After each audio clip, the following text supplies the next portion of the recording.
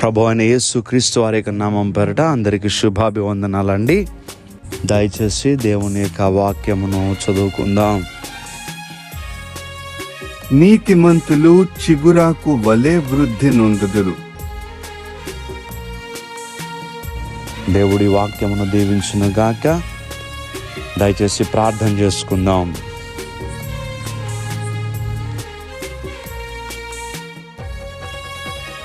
స్తుతులకు పాత్రుడా, స్తోత్రార్హుడా, మీ ఘనమైన నామమును బట్టి వందనములు.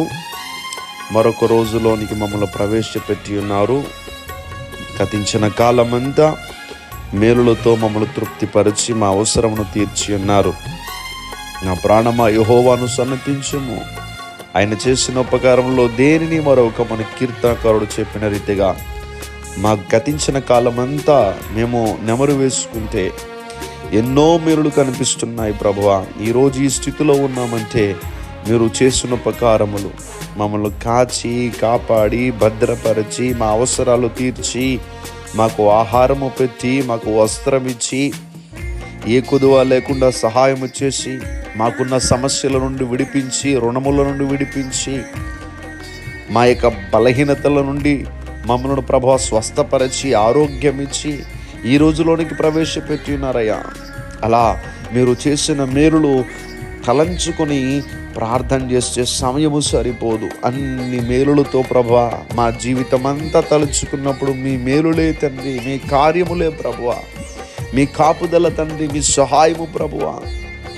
ఇశ్రాయేలును కాపాడువాడు కునుకుడు నిద్రపోడని సెలవించిన రీతిగా కంటికి రెప్పలా మమ్మల్ని కాపాడుతూ మీ సహాయం మాకు దయచేస్తున్నారు. ఈరోజు ప్రభువా నిబిడలు వారు పనులు ప్రారంభిస్తూ ఉంటుండగా ఈ ఉదయకాల సమయంలో నిబిడలకు సహాయము చేసి చక్కటి ప్రభువా ఆరోగ్యములు నిబిడలకి దయచేసి ప్రతి బిడ్డకి అవసరమును తీర్చి ఈరోజంతా సంతోషంగా నీతో గడపాలి ప్రభువా. సాతానుకు పాపానికి ఎలాంటి అవకాశం ఇవ్వకుండా, చోటు ఇవ్వకుండా తండ్రి మీలో తండ్రి పరిశుద్ధులుగా పరిశుద్ధమైన జీవితమును జీవిస్తూ మీ నీతిని తీసుకుంటూ ప్రభువా మీ కృపలో వర్ధిల్లడానికి సహాయం చేసి నిబిడల యొక్క అవసరములు ఏమైతే ఉన్నాయో, ఎవరైతే సమస్యలో ఉన్నారో వారిని ఇంకనూ ప్రభువా ఆ సమస్యల నుంచి విడిపించండి. సింహాల బోనులో నుండి ప్రభువా దానియేలును విడిపించిన గొప్ప దేవుడవు. అదే రీతిగా ప్రభువా నిబిడల సమస్యల నుంచి మీరు విడిపించి మీ దైవ కార్యము నిబిడల పక్షంగా జరిగించి ఈరోజంతా సంతోషంగా మీతో గడిపే స్థితిని నిబిడలకి దయచేయమని యేసుక్రీస్తు వారి యొక్క నామం పేరట అడిగి వేడుకుంటూ ఉన్నాం మా పరమ తండ్రి. ఆమేన్, ఆమేన్, ఆమేన్.